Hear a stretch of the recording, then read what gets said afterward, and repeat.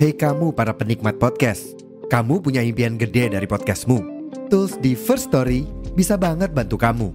Mulai dari F-Link, Dynamic Audio Insertion, sampai statistik yang komprehensif, semua ada di First Story.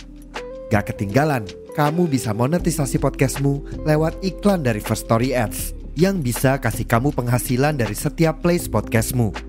Yuk gabung sekarang dengan klik di firststory.me. Sekali lagi, di firststory.me. Mari kita bawa mimpi podcastingmu menjadi kenyataan.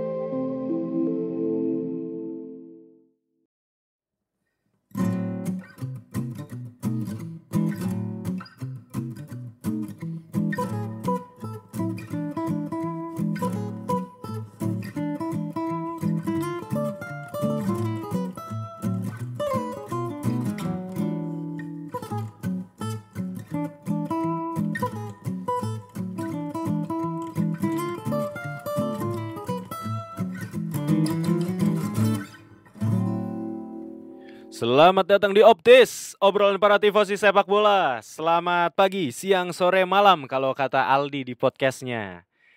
Aduh, teman-teman ini sebelumnya kita minta maaf banget, baru tag lagi. Minggu lalu itu kan break, kitanya siang break gitu ya karena satu dan lain hal ya, karena keasikan ngobrol, keasikan kerja dan lain sebagainya gitu. Masih bersama kami. Kali ini kami kembali ke original duo Optis Pundit Korporat. Ada saya Reza Fiansyah dengan partner saya Laksmana. Halo guys. Oh gila, gue udah semangat loh nge-announce kan. Ini yang lo kasih ke gua, Rang. Halo everyone. Nah gitu dong. Oke, jadi teman-teman sebelum kita masuk ke topik pembahasan ya. Jadi gue mau cerita dulu nih sedikit ya, di update kehidupan kami lah sedikit lah ya. Jadi untuk Optis itu kan adain Optis League ya teman-teman ya. Jadi mungkin teman-teman yang udah ikut Optis League itu boleh minta tolong sih kasih data dirinya ke kami. Tentunya datanya itu akan kami jaga dengan sebaik-baiknya, bukan untuk dijadikan bahan-bahan pinjol atau apapun. Dan kita juga cuma minta basic personal kontak biar bisa dikontak aja gitu. Kenapa? Karena terutama buat teman-teman yang udah berpotensi ya, saat ini kan udah sisa 3 giornata lagi. Jadi buat kalian semua yang berpotensi untuk jadi juara, nah itu kan biar lebih enak kita ngontaknya, jadi makanya kita butuh data diri kalian. Nah terus buat teman-teman yang nggak punya kapabilitas untuk juara, bukan punya kapabilitas, yang chance juaranya sepertinya kecil nih gitu, itu jangan berkecil hati karena kita akan bikin Optis League yang bagian kedua, di mana itu mulai dari Giornata 19 sampai Giornata 38 ya Rang ya. Iya betul. Dan hadiahnya itu akan sama, bahkan mungkin lebih menarik dari Giornata half season yang sudah berlangsung ini. Pemanasan lah ini. Nah, jadi kita akan menggarap ini lebih serius lagi lah gitu. Juga konten-konten yang terkait dengan Serie A Fantasi itu akan kita lebih update lagi. Nah, itu untuk yang Serie A Fantasi. Nah, terus teman-teman, Optis ini kan secara usia podcast udah 1 tahun lebih lah ya. Ini adalah podcast terlama Laksmana Wirangga. Karena beliau sebelumnya pernah bikin podcast cuman ini biasa diakuisisi Deddy Corbuzier. Dia akuisisi Deddy Corbuzier gitu kan. Saya exit. Jadi Rangga tuh exit. Beliau ini memang udah malang melintang lah di dunia perpodcastan nasional ya. Beliau pernah bikin podcast Kayu Bakar. Di situ tuh kayak ala-ala podcast seminggu, ala-ala podcast. Oh sebelum ada podcast seminggu itu. Iya belum. Iya ya. Maksudnya gue kenapa bilang ala-ala podcast seminggu? Karena Pelopor orang lebih tahu podcast seminggu podcast daripada mental illness ada gue. Podcast waktu itu pernah bikin podcast mental illness di mana ya itu sama teman-teman gue juga sih. Itu teman jalan pulang ya Rang ya. Itu mungkin kalau buat teman-teman yang mau iseng dengerin boleh tuh gitu ya. Masih ada kan ya? Gak ada. Udah gak ada ya? Udah lu take down? Udah gue take down. Rata-rata udah gue take down. Pokoknya berawal dari teman jalan pulang, podcast Kayu Bakar. Habis itu ada waktu itu, ini mau gue ledekin lah. Ada namanya podcast ini, Si Kulit Bundar. Waduh, itu lu partneran sama siapa ya Rang ya? Teman-teman gue juga. Teman gue kan banyak. Iya, teman lu banyak ya ternyata. Yang setahun ini aja yang belum ada ya. Waduh. Iya sih. Iya jadi gitu teman-teman. Karena balik lagi karena Optis udah 1 tahun lebih dan ini adalah podcast terlamanya Rangga. Jadi mau syukuran nih gue sama Rangga. Jadi kan di episode sebelumnya kan kita udah mention tentang ini ya Rang ya, main bola bareng ya. Iya. Jadi buat teman-teman yang tertarik, yang teman-teman yang emang pengen main bola, itu kita udah booking lapangan tanggal 23 Desember. Jadi kalian tinggal datang aja, registrasi aja dulu sih biar kita bisa bagi timnya, registrasi dulu. Nah, lu megangnya di situ, Rang. Soalnya kalau lu megang di kabel dia geresek. Ya maaf ya teman-teman ya kalau tadi ada geresek. Nah, di tanggal 23 Desember 2023 itu kita udah booking lapangan. Jadi teman-teman tolong kontak kita aja DM Instagram boleh, di Telegram ngomong boleh. Itu buat teman-teman yang belum join Telegram ya boleh join aja, atau yang belum ya boleh via Instagram aja kontak kita. Itu biar nanti kita bisa data dan bagi timnya gitu ya. Dan juga kita bisa kasih merchandise menarik lah yang dipersembahkan oleh Rangga nanti ya. Karena beliau yang punya banyak merchandise menarik soalnya. Itu ada gak sih? Nggak ada lah. Nggak ada ya? Merchandise itu belum bikin ya? Tapi kalau misal nanti sempat bikin ya mungkin ada lah ya. Tapi ya tujuannya kita ngajakin main bola bareng tuh kayak apa ya, kita pengen silaturahmi lah gitu. Dan buat teman-teman yang mungkin nggak dengerin sekali 2 kali atau apa nggak apa-apa gitu. Tapi kita pengen apa ya, pengen kenal aja gitu, pengen silaturahmi aja. Kebetulan kan main bola juga kan, jadi ya datang-datang aja lah gitu. Main fun, main cekakak-cekikik, tapi ya main bola tetap gitu ya, nggak ketawa-tawa doang. Nah, jadi itu sih. Terus sedikit lagi tentang update kehidupan. Ini Rangga juga di kehidupan ini lu udah mau hijrah ya Rang ya, dari kantor A ke kantor B katanya. Belum tahu lah. Untuk memfulfill potensi lu kan. Tapi udah ini kan, udah ada kesepakatan kontrak antara agen lu dengan ini kan, dengan klub baru kan. Saya tidak bisa berbicara sampai hari A gitu. Kalau kata-kata pemain-pemain sepak bola semua. Baik. Nah, selama saya berseragam Napoli saya akan tetap mencintai Napoli gitulah ya. Oke, ngomong-ngomong soal potensi, Rangga tadi kan mau hijrah tadi untuk memfulfill potensinya. Nah, ngomong-ngomong soal potensi, kita masuk nih ke materinya. Jadi bahasan kita kali ini itu tentang seorang pemain potensial yang bermain di level tertinggi sepak bola Italia. Beliau itu sempat malang melintang di Belanda ya Rang ya sebelumnya. Satu musim di Belanda. Pemain ini bernama Lorenzo Luca. Seorang pemain yang satu-satunya pemain Italia yang berposisi sebagai striker yang sudah mencetak 4 gol. Lebih dari 4 gol ya. Lebih dari 4 gol dalam semua kompetisi kan? Semua kompetisi. Jadi dia pemain pertama di Italia berkelahiran di atas 2000 yang udah mencetak 4 gol di Serie A musim ini. Atau mungkin bisa dibilang jadi pencetak 4 gol pertama kali untuk usianya dia. Untuk usianya dia. Jadi sorry gue tambahin sedikit. Lorenzo Luca itu lahir tanggal 10 September tahun 2000. Umurnya baru 23 tahun nih. Di Moncalieri. Nah itu posisinya kalau ditanya posisinya dekat sama Turin. Jadi kurang lebih 8 kilometeran lah dari di area selatannya Turin. Jadi bisa dibilang ini juga kota kecil juga. Tumbuh sebagai anak kampung lah ya, tapi nggak kampung juga lah, udah dekat kota soalnya 8 kilo doang kalau mau ke kota. Dia menimba ilmu sepak bolanya tuh ini sih, emang dari Torino, dia youth tim profesionalnya tuh Torino. Dia main di SSB lah ya, di usia mudanya dia menghabiskan di SSB sampai 8 tahun. Benar. Kontrak youth pertamanya dia masuk ke Torino dari 2008 sampai 2015. Lalu dia pindah lagi ke SSB namanya Chieri, mungkin itu dari tim Serie C. Masuk lagi ke Piacenza. Namanya Chieri jadi Serie C gitu. Enggak gitu ya. Terus balik lagi ke Torino. Jadi memang secara youth karir baru berakhir di Brescia. Jadi benar-benar kontrak profesionalnya itu masuk di pertama kali di Brescia. Oh, oke. Nah, itu. Nah, ini itu sedikit tentang Lorenzo Luca dan perjalanan youth karirnya lah. Ya, betul.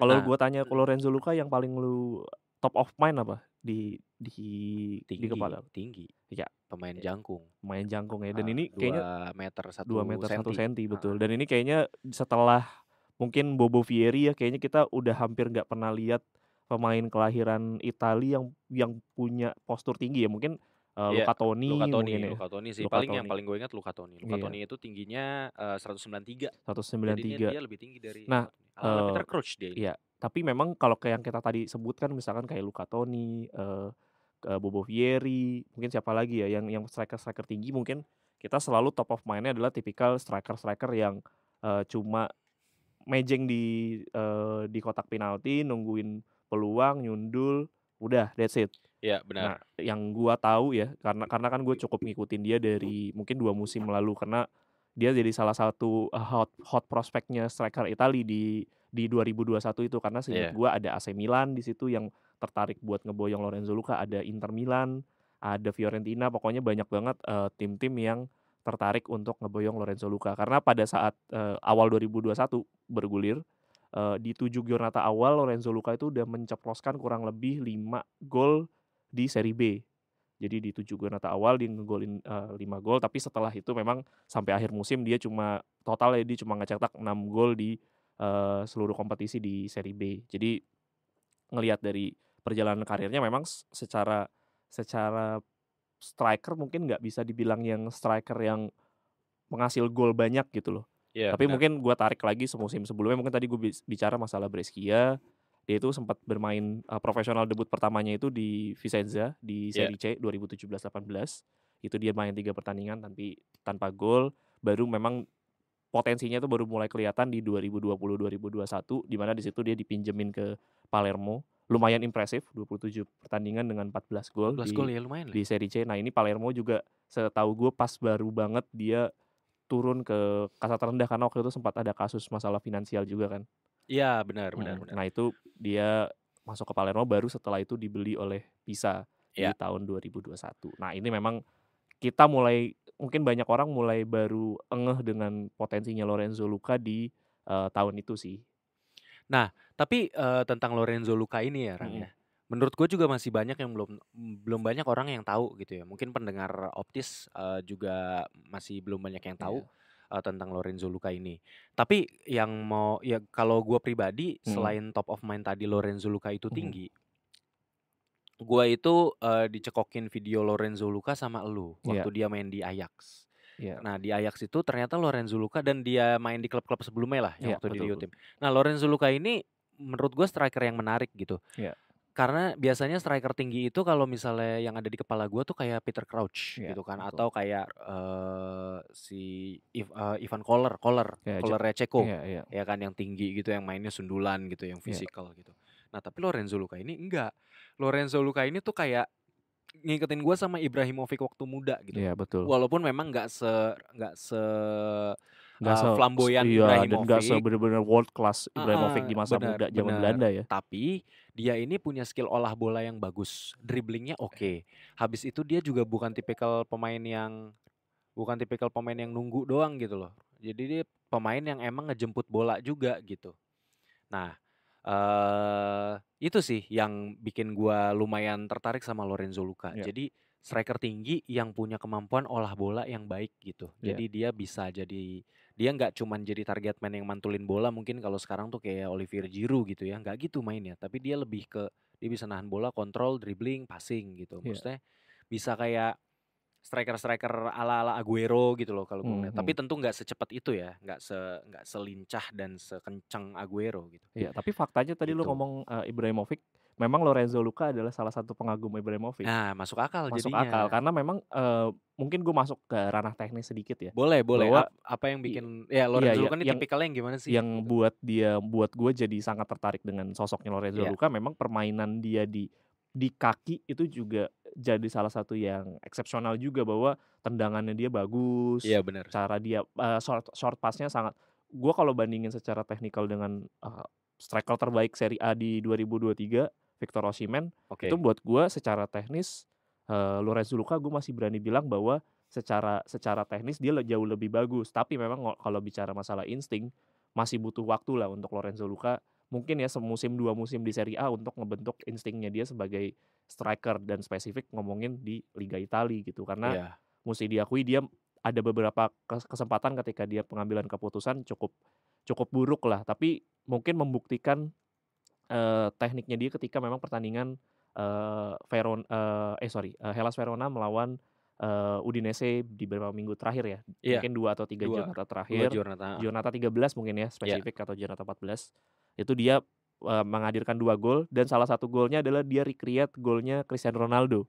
Yang dimana sundulannya dia lompat tinggi. Oh, lompat tinggi Iya, yang sundulan Cristiano Ronaldo yang di Juventus kan? Juventus betul. Itu banyak yang bilang bahwa itu adalah recreate dari golnya Cristiano Ronaldo dan memang mesti diakui di situ striker instingnya sangat-sangat bagus banget gitu loh. Tapi memang mesti diakui 15 pertandingan 4 gol bukan Bukan angka statistik yang bagus, statistik bukan yang angka yang bagus. bagus Iya. juga untuk bisa dibilang bahwa dia pemain yang world class gitu loh. Tapi juga sebelum apa ya Rang ya, Lorenzo Luca ini juga kalau misalnya dibilang striker jelek dengan statistik tersebut juga nggak sepenuhnya tepat. Kalau teman-teman Betul. nonton tuh, ya memang Udinese-nya juga bukan tipikal yang Betul. dapat banyak bola dan Betul. mendominasi pertandingan. Betul. Jadi Agak disayangkan supply sih. bola juga nggak ke dia. Gue agak menyayangkan kepergiannya dia ke Udinese sih. Iya, dari Ajax. Begitupun juga Padahal kan dia banyak dirumorin itu ke 2021. Memang pada saat makanya akhir tapi dipilih Ajax ya. iya dulu dan ya. memang bukan kesalahan sih. Sayangnya ketika dia sangat lagi dijadiin hot prospect di saat itu, dia lebih milih bertahan sampai akhir musim dan memang pada saat sampai akhir musim memang performanya jadi biasa aja. Karena 30 pertandingan 6 gol dari tadinya dia awalnya 7 giornata dia ngehasilin 5 gol. Jadinya mulai menurun lah secara prospek gitu. Nah, akhirnya dia memang menurut gue sih gue bisa bilang pilihan dia ke Ajax adalah pilihan yang cukup bertaruh karena ada 2 hal. Pertama, Lorenzo Luca adalah pemain Italia pertama yang join di Ajax Amsterdam. Jadi seumur gitu. karirnya Ajax Amsterdam, Lorenzo Luca itu pemain pertama yang berkewarganegaraan Italia. Oh iya, menarik juga tuh. Nah, menarik tuh. which means sebenarnya jadi ngebawa ke fakta berikutnya bahwa ya berarti kan Ajax sebenarnya punya preferensi lebih banyak memainkan mungkin ya pemain either local talent atau memang lebih preferensinya ke pemain Latin. Iya. Nah, itu mungkin yang jadi membuat dia kesulitan di periodenya dia di Ajax karena mesti kalau secara statistik ya kemarin di eranya dia di Ajax praktis dia cuma ada 2 gol dan itu gue nonton dua-duanya. Dua-duanya itu dihasilkan pada saat dia jadi pemain pengganti. Dia tuh masuk menit 80-an dan dia golin di 2 pertandingan tersebut. Dan praktis memang di Eredivisie dia cuma ngasilin 2 gol, 1 assist. 1 assistnya juga sama pemain pengganti. Oke. Dan di Champion Divisi itu di divisi 2-nya. Jadi kalau Ajax B-nya itu bermain di kasta kedua. Nah, dia sebenarnya statistiknya lumayan juga 14 pertandingan 6 gol di situ. Jadi total 30 pertandingan di Ajax dia cuma menghasilkan 8 gol. Which means sebenarnya cukup bagus dan tapi problemnya juga pada saat dia masuk ke Ajax memang lagi masa transisi kan. Dari kepergian Erik ten Hag pergi. terus juga direkturnya juga baru berganti tuh gue ingat dan memang katanya direkturnya cukup bermasalah. Jadi memang kayak dia tuh dia kayaknya pindah di saat yang gak tepat pada saat Ajax. Dia juga bilang bahwa fasenya dia masuk ke Ajax itu lah kayak fase sekolah. Ya mungkin ya gue ngambil kata-kata sekolah itu buat dia ya jadi pembelajarannya dia sih. Karena memang mesti diakui bukan jadi fase yang bagus. Masalahnya lucu aja gitu. Saingan strikernya dia pada saat di Ajax itu Brian Brobby kan. Iya kan bukan pemain yang bukan striker dan itu juga sama-sama diambil dari Brobby itu seingat gue bukan akademi deh. Dia diambil dari liga lain seingat gue. Jadi kayak agak aneh aja sih si pelatihnya itu sih. Kenapa dia ngambil. Dan gue tuh sangat berharap musim lalu tuh gue bisa ngeliat Lorenzo Luca lawan Napoli. Karena gue berharap kalau dia main bagus kan diambil Napoli gitu. Ternyata sama sekali gak main di Champions League. Itu dia. Dia malah main cuma sekali di Europa League pada saat dia turun ke kasta kedua kan. Kasta Europa League baru cuma main sekali. Nah Rang, tapi gue mau nanya juga. Lorenzo Luca ini waktu dia memilih ke Ajax ketika dia lagi jadi hot prospect transfer, itu apakah jadi kesalahan juga secara mungkin bukan secara teknis sepak bola ya, tapi secara non teknis sepak bola di mana dia pemain Italia pertama di Ajax Amsterdam dan kayaknya di Belanda itu juga nggak banyak pemain Italia gitu orang. Betul. Belanda itu kan sama juga kayak Italia sebenarnya banyak pemain lokal yang main di liganya gitu. Nah ini yang bikin mungkin dia juga jadi Pele kali yang cukup sukses. Iya, ini bikin dia jadi kesulitan adaptasi juga nggak sih? Karena kan lu di usia yang muda baru 21 tahun waktu itu kan. 22 tahun menuju 22. Itu juga lu nggak ada temen gitu kan di sana, jadi pasti kan lu berbahasa juga nggak mungkin lu langsung bisa bahasa Belanda. Setahu gue dia nggak yang native bahasa Belanda lah ya. Betul. Nah itu menurut lu jadi sebuah mistake nggak gitu? Iya, buat gua sih kayaknya sebenarnya nggak jadi mistake ya buat gua kalau misalkan dia milih tim yang nggak sementereng Ajax sih buat gua ya. Oke. Karena ya balik lagi Ajax kan pasti punya punya set of target juga gitu kan secara tim dia berharap apa namanya? Dia berharap eee, prestasinya di certain level gitu di mana mungkin itu nggak ngebuat Lorenzo Lico aja jadi punya kesempatan yang cukup gitu loh. Oke. Mungkin kalau dia pindahnya mungkin ke tim-tim papan tengah, mungkin ke Utrecht misalkan gitu atau Mhm. tim-tim lain lah ya yang di Heerenveen dan lain-lain, mungkin dia punya lebih banyak kesempatan karena secara tim juga secara pressure gak sebesar tim-tim besar macam Ajax, AZ Alkmaar, PSV Eindhoven, itu kan Iya, semua pasti benar punya benar. set of target yang besar dan ya memang sih Ajax punya punya histori memainkan pemain-pemain muda tapi Ajax tahun lalu itu memang dalam periode sulit juga sih. Jadi menurut gua bisa dibilang ya mungkin bisa dibilang ini salah satu eee, false step pertama dia lah sebelum akhirnya memilih. Gua nggak tahu ya buat gua Udinese masih jadi karena di Udinese itu kalau lo lihat setelah dia menjual Beto kan ke Everton, dia Mhm. ngambil hampir sekarang di lini depan seinget gue hampir ada 6 pemain sekarang di Iya. Udinese. Jadi memang pertaruhan gitu bahwa lo harus ngelawan orang-orang itu gitu. Mungkin tapi kalau ngeliat dari statistik sih memang dia bermain cukup sering ya di Udinese sampai saat ini dia bermain kurang lebih 15 pertandingan di Serie A dan 2 pertandingan di Coppa Italia. Iya, tapi kalau dibilang cukup sering sebenarnya secara statistik dia itu ini kan udah berjalan berapa nih? Giornata tuh udah Giornata 14 ya? Ini Harusnya udah mau oh udah 15 sih. 15 ya, Jadi sorry. dia hampir hampir setiap Giornata dia selalu terlibat Dia sih. dia di setiap Giornata itu selalu terlibat. Biarpun Tapi nggak memang biarpun tapi nggak sorry 14, dia cuma main ya 14 memang pertandingan, sorry. waktunya tapi dia ini loh. Dia itu yang bermain di atas 60 menit itu tuh kehitung jari. Iya, Dia betul. itu cuman 1 2 3 4. Dia cuman 4 Giornata yang Mhm. bermain di sorry 5 Giornata yang bermain di 60 menit 60 menit ya. Iya iya. Nah, itu jadi apa sih namanya? Ini membuktikan juga bahwa dia memang bukan seorang striker yang Pilihan utama. dipercaya sebagai pilihan utama ya. Betul betul. Mungkin mungkin ada yang bilang kayak, "Oh, karena dia masih muda aja." Enggak juga sih, Enggak sebenarnya udah juga kalau 23 dibilang tahun gitu. muda 23 tahun udah nggak bisa dibilang Heeh. muda sih. Jadi menurut jadi emang di Udinese itu tuh Lorenzo Luca sekarang emang lagi jadi redemption-nya dia juga ya, Rang ya? Iya, karena dia ya tapi dengan 5 kali starter dia bisa ngebayar dengan 4 gol gitu loh ya. Still buat gua ya dengan pemain debutan Serie A loh. Ini Iya, menurut gua still debutan Serie A impressive dan betul. ini udah mendekati torehan gol dia di Serie B. Serie B kan 6 gol. Iya. Dia sekarang udah hampir 4 gol dan di tim yang notabene sebenarnya bukan tim yang bermain all out attack juga gitu Iya, loh. ini bukan sebenarnya bukan statistik yang mentereng tapi emang menurut menurut menurut kami sih one to watch ya. Karena emang Iya. Udinese juga bukan ya tadi bukan klub yang Iya. yang mainnya menerapkan skema all out attack kayak Fiorentina di Betul musim ini. betul betul. Dan di lini depan ya, kalau tadi gue bilang kan cukup banyak, Ada banyak, ada ada 6 kalau nggak salah. ada 7. 7 yang Mungkin plus striker ya. Gerard Deulofeu mungkin bermain lebih melebar, Lebih lebar. tapi memang kadang banyak juga kesempatan dia main jadi second striker. Thauvang juga sering dipakai juga sebagai second striker atau attacking midfielder. Jadi ada mungkin gue sebut ya, ada Brenner ini dia bermain di Liga Amerika dan ini di FM ini salah satu hot prospect juga Brenner ini. Jadi dia main di Cincinnati dulu di Liga Amerika dan torehan golnya lumayan, sekarang lagi cedera. Ada Isaac Success, ini juga pemain cukup lama kan. Isaac Success tuh dari Watford, karena kan Watford sama Udinese itu kayak parent club gitu kan ya, kayak dia ada kerjasama juga. Iya. Ada Kainan Davis dari Aston Villa, ada Vivaldo Semedo sama juga Seko Diawara. Nah ini Vivaldo Semedo dan Seko Diawara sih mungkin pemain inilah ya, pemain muda. Tapi ya itu saingannya dia cukup banyak dan secara pelatih kan harus, apalagi sebelum pelatih yang sekarang ya, itu pelatih yang sebelumnya itu lebih banyak main satu striker. Dan sekarang mungkin udah lebih baik kesempatannya karena main 3-5-2 di mana berarti strikernya kan ada 2. Dan ini loh, jangan lupa kan ada mantan pemain Milan di sana Gerard Deulofeu. Iya, Dia Deulofeu ya. striker tapi emang lebar Iya, sih. dan Deulofeu langganan tuh cedera juga lebih ke sebenarnya. sayap ya. Tapi ini menarik juga Rang.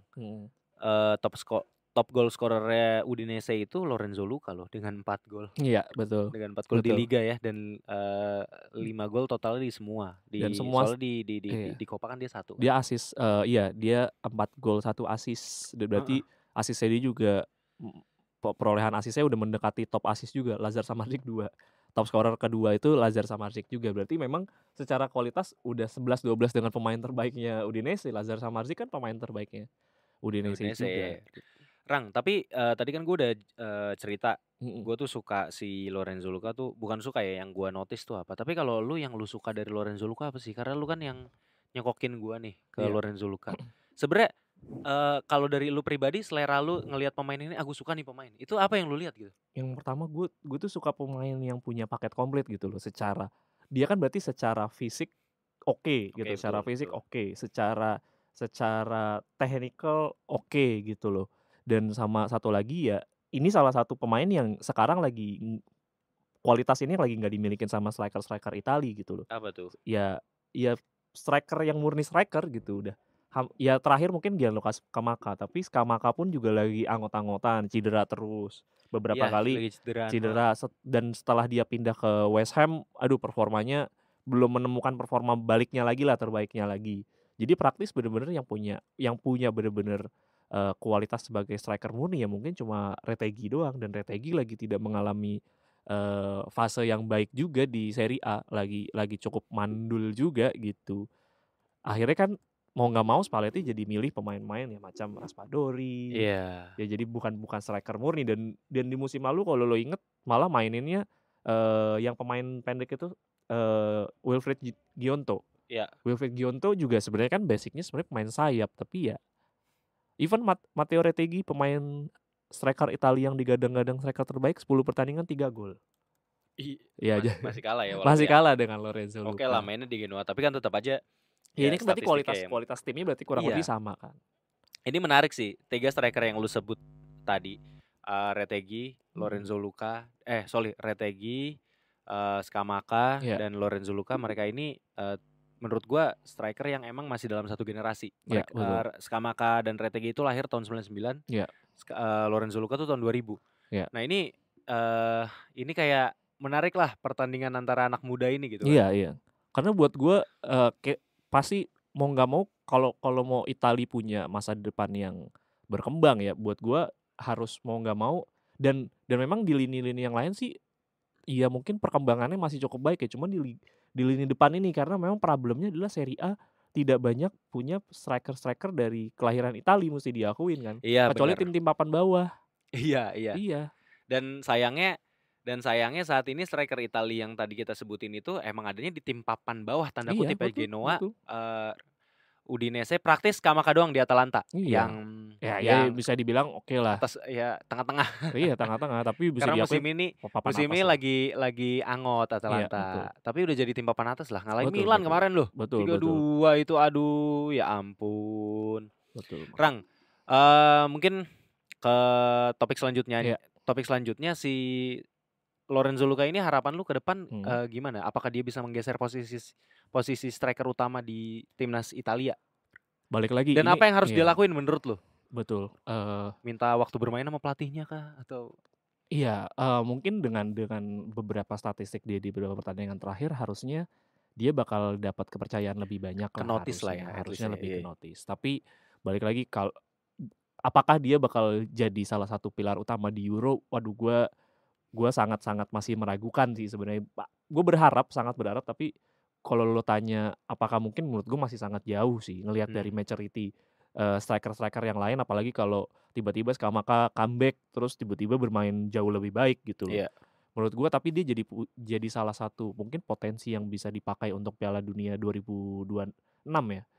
Iya, Piala Dunia 2026 lah yang agak jangka menengah ya. Betul. Jangka pendeknya kan sebenarnya Euro 2024 ini. Betul, kan? Tapi Euro ini saingannya sih terlalu banyak lah buat gue. Jadi kayaknya sih kemungkinan besar Spalletti juga nggak bakal ambil resiko terlalu besar. Mungkin menurut gue juga akan berat kalau dia nyari second option, mungkin yang dipanggil mungkin macam Raspadori. Pemain-pemain yang bukan striker murni tapi bisa jadi alternatif lain gitu loh. Karena kalau gua bawa Scamacca sama Lorenzo Luca udah terlalu mirip gitu secara Iya. secara pola gitu. Terus Spalletti kan emang sebenarnya Spalletti kan juga senangnya emang pemain-pemain yang dinamis gitu kan. Dia mainnya Betul, free flowing football gitu kan. betul. Nah, eh tapi Rang, menurut lu yang masih kurang dari Lorenzo Luca sejauh ini apa? Lu kan bener-bener merhatiin nih. Iya, Mungkin iya. kalau gue dulu ya, singkat ya. Kalau gue singkat sebenarnya secara insting dia tuh masih belum yang Belum. oke banget. Betul. Kenapa gue bilang gitu? Karena apa sih positioning dan timingnya dia tuh Iya, terkadang masih suka lambat lah gitu, Iya, kayak betul. gerakan larinya dan kapan dia turun ngebantu dan Iya, apa betul. segala macam. Nah itu yang Betul. menurut gue masih kurang. Betul. Sama ini sih, dia suka ngambil keputusan-keputusan gak perlu ketika dia nggak megang bola. Ketika lawannya Iya. megang bola, dia kan cukup banyak bikin pelanggaran tuh di Iya, depan betul. tuh kadang-kadang kan Betul. ngejar-ngejar Betul. gitu. Betul. Nah itu sih yang menurut gue masih kurang dari Scamacca lagi, dari Lorenzo Luca yang mungkin harus cepat dia sadari tuh gitu, Iya, maksud betul. secara taktikal bahwa ada kesalahan-kesalahan yang dilakukan kayak gini nih. Betul. Nah, Iya. jadi menurut gue dia bisa berkembang selain dia ngelatih individunya ya, Rang Iya. ya. Menurut gue dia harus ngelatih taktikalnya dia sih. Nah ini gue kenapa ngomong gini, karena ada artikel menarik dari The Athletic yang kemarin gue baca. Iya. Stefan De Vrij, bek Inter, Iya. dia kan mainnya bagus banget ya musim ini ya. Jadi lu tau nggak sebenarnya sekarang apa tuh udah ada pelatih yang khusus ngebahas yang ngelatih taktiknya seorang pemain. Iya. Nah ini yang mungkin bisa ditiru sama Lorenzo Luca kalau dia dengerin Optis ya, semoga dia dengerin. Iya. Ya lu hire pelatih taktik lah. Jadi si pelatih taktik ini tuh gunanya apa? Enggak yang kayak pelatih fisik yang Iya, memang dia betul. datang terus ngelatih gini drill atau apa. Jadi pelatih taktik ini tuh lebih ke ngasih lu kelas gitu loh. Dia Iya. ngasih gambar, dia tuh ngasih potongan video atau gambar lu main, ya dia ngasih tahu lu harusnya berdiri di sini, timing lu gini. Lack of this, lack of that, gitu ya. Lack of this, lack of that, dan lebih improving visi lu sebenarnya. Nah itu sih yang menurut gua bisa di-improve dari Lorenzo Luca. Mungkin bahasan gue yang tadi itu bisa kita bikin segmen khusus kali ya, Iya, tentang betul. fenomena pelatih taktik ini nih. Iya, Karena betul. karena emang ini kayak satu lubang gede di sepak bola yang Iya, belum banyak betul. dibahas Betul. tuh. Even di FM aja sekarang ada satu role baru namanya set piece coach. Nah itu kan sebenarnya spesifik buat bahas set piece doang. Sepak bola ini kan emang kayak makin lama-lama makin berkembang juga ya, makin banyak sebenarnya kalau bicara masalah small things itu udah mulai dijadikan nah jadi betul yang lu bilang tadi, fokus area juga gitu loh.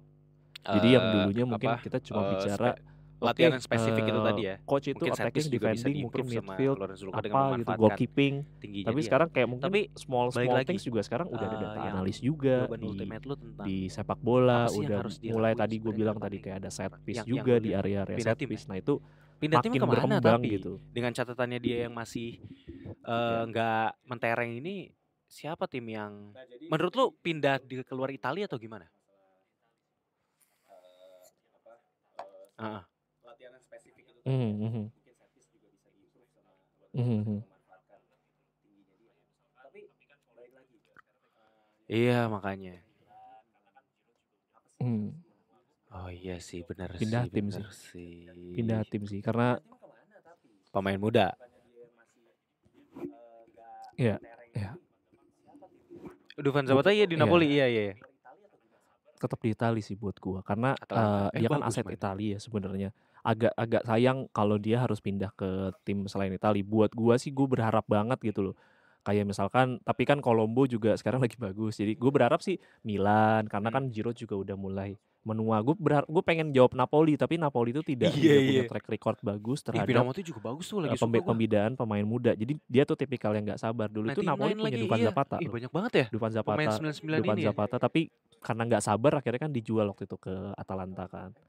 Mainnya bagus dan dia sekarang Torino juga bagus. Jadi sangat berharap sih gue ke tim-tim yang memang bermain dengan tipikal satu striker dan memang dia dijadikan salah satu pemain andalan gitu. Tapi mungkin kayak Sassuolo bisa, tapi memang saingannya kan Andrea Pinamonti. Pinamonti juga cukup on perform lah ya, dan dia juga class of 1999 juga Iya, kan. dia dari ada Jadi Argentinanya.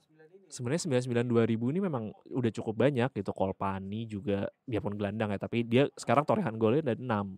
Jadi sebenarnya Lorenzo Colombo juga sekarang lagi Oh cukup iya, emerging juga. Iya betul. Gue sih iya. kenapa ya? Gue berharap Italia itu punya banyak Oh stok buat Itali, masa depan juga. emang bener Nggak perlu Itali tuh ini harus Indonesia kemarin jadinya. kayak Retegui itu kan sebenarnya jatuhnya semi naturalisasi juga karena dia kan ada keturunan Iya, nggak Argentina. Jadi maksud gue kemana-mana. kayak banyak kok gitu loh Mau opsi-opsi saingan di yang Inggris bisa juga lo susah, nggak expand. ada, Ini sebenarnya masalahnya sama agak kayak aneh ya. Indonesia juga. Terlalu banyak lihat keluar, sebenarnya di dalam punya potensi yang bagus juga gitu. Dan memang pembinaan usia mudanya Itali kan udah Oh banyak ya, dibahas juga kan, bahwa pemain-pemain Primavera tuh secara bayaran rendah, terus secara kompetisi juga nggak terlalu bagus.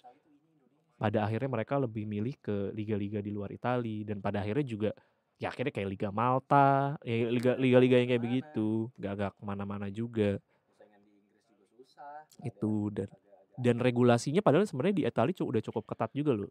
Dia tuh cuma boleh nge-hire 2 pemain non Uni Eropa per musim.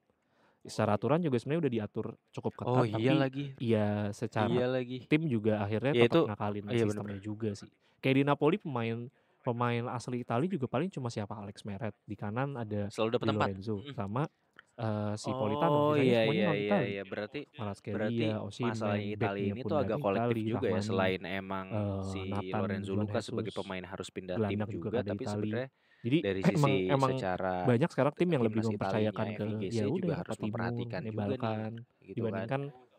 dibandingkan Primavera gitu loh. Nah, ini jadi problem juga gitu, di mana tim Inggris lebih balance loh. Biarpun mereka spending duit banyak, tapi Iya, iya. Primaveranya selalu ada gitu. Kayaknya Mason Di Mount, Itali tuh Kobe kayaknya jadi Mainu, pemain Phil bertahan itu tuh Foden. gengsinya dapet. Kalau kita kan striker hebat nih gitu. Kalau mereka kayaknya back jago gitu. Secara Blue Lock, iya iya. Iya benar-benar. iya Benar, betul gila. betul. Apalagi kalau udah ada lack of role. Mungkin kalau kiper nggak perlu terlalu khawatir secara Iya. regenerasi mungkin ya. Karena memang kiper nggak pernah kehabisan stok gitu lah. Dalam berapa puluh tahun terakhir banyak lah Keranyo dan Ya, lain-lain. apakah dia akan bersinar dan Gengsi, merekah nah itu. dan mengepakkan Nah mungkin sayapnya itu lebih udah lebar mulai dan terbang lebih memakai tinggi? strategi macam apa Kita namanya, lihat, dan apakah dia akan yang kayak terjerembab, anime itu Blue tersungkur Lock gitu, bersama striker timnya mungkin digabungin degradasi, direbutin. dianya juga Karena nggak memang tahu iya kemana mesti ya, diakui kita lihat aja lah ya. lini depan Itali Tapi kita berdua sangat-sangat lack of sebenarnya Rangga sih, Rangga 80%, quality gue gitu. 20% lah ya. Dan gue Berharap berharap Lorenzo Lorenzo Luca Luca ini bisa bisa jadi salah satu jawaban kepake karena dari krisis lini depan yang anak ini dihadapi menarik juga sih. Anak ini punya potensi yang menarik dan punya gaya bermain yang menarik.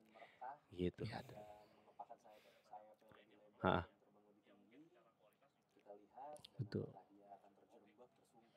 Betul. Iya. Iya lagi. Sahabatan mereka ya. Betul. Oh, emang iya. Iya. Bukan striker sebenarnya, iya. Betul.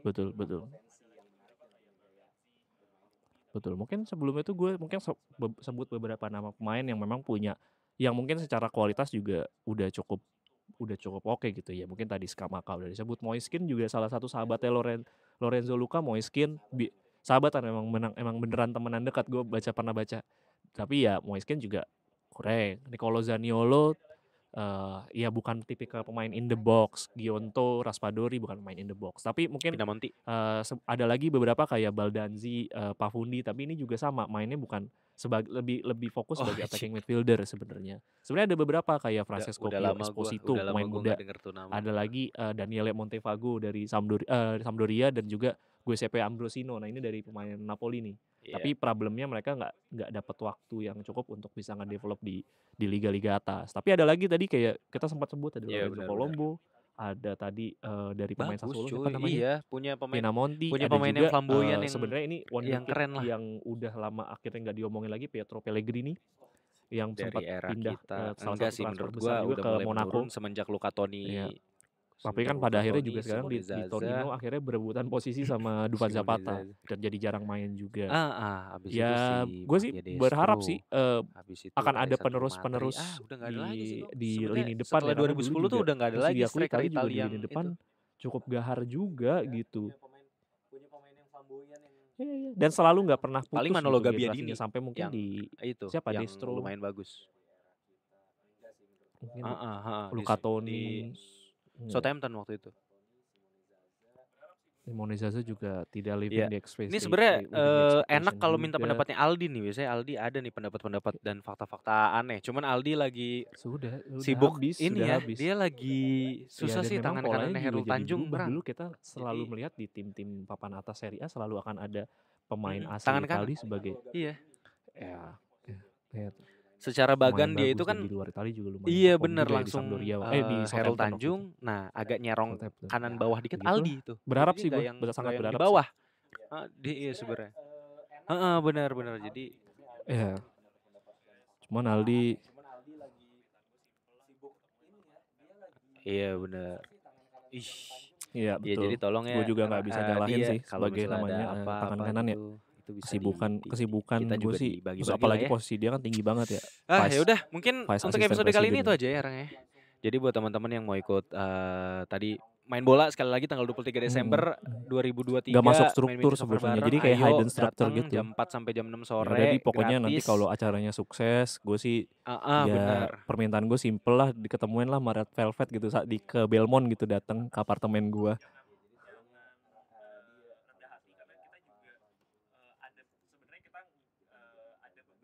Ya betul. Ya udah mungkin untuk episode kali ini itu aja ya. Ya itu aja lah. Jadi buat teman-teman yang mau ikut tadi main bola sekali lagi tanggal Iya, 23 mini Desember soccer. 2023 main mini soccer bareng. Ayo datang jam 4 sampai jam 6 sore gratis. Iya, sama jangan lupa Serie A Fantasi. Udah tinggal 3 jurnata terakhir. Mungkin teman-teman yang di 5 posisi teratas jangan rendah hati, karena kita juga ada sebenarnya kita ada beberapa di posisi atas itu yang sampai saat ini kita masih belum bisa kontak. Nah itu kalau sampai nanti udah pengumuman juara di mid half season gak ada kabar, itu udah pasti kita coret dari Optis League, dan itu jadinya yang di bawah-bawah masih punya potensi Ya untuk udah. juara. Makanya jangan Paling itu aja ya teman-teman berkecil hati pesannya. gitu loh, dan Silahkan tetap semangat aja gitu. Dan DM kalaupun kami, nanti di mid season nggak ikutan, dapat daftar pole juga position, Serie Fantasi tenang, kalau masih ada belum, second dan half. juga kasih data Second diri half kalau juga nggak kalah ramai itu juga aja untuk hadiahnya episode kali ini. gitu. Terima kasih banyak Jadi, sudah mendengarkan. tunggu aja. Semoga kalian So far kan sehat-sehat, kita sukses setiap minggu juga selalu deliver hadiah-hadiah. Amin. Uang tunainya juga Ciao. lumayan kalau Thank kalian you. kumpulin tiap dari minggu ke minggu kan, apalagi kalau juara satu terus penerus gitu, 10 jurnata aja udah 750.000, udah bisa beli jersey bola lagi. Iya. Paling itu aja teman-temannya pesannya. Yap. Silahkan DM kami, ikutan. Silahkan. Ya betul. Daftar juga Serie Fantasi kalau belum, dan juga kasih data diri kalau belum. Ya betul. Itu aja untuk episode kali ini. Terima kasih banyak sudah mendengarkan. Yap. Semoga kalian sehat-sehat, sukses selalu. Amin. Amin. Ciao. Ciao. Thank you.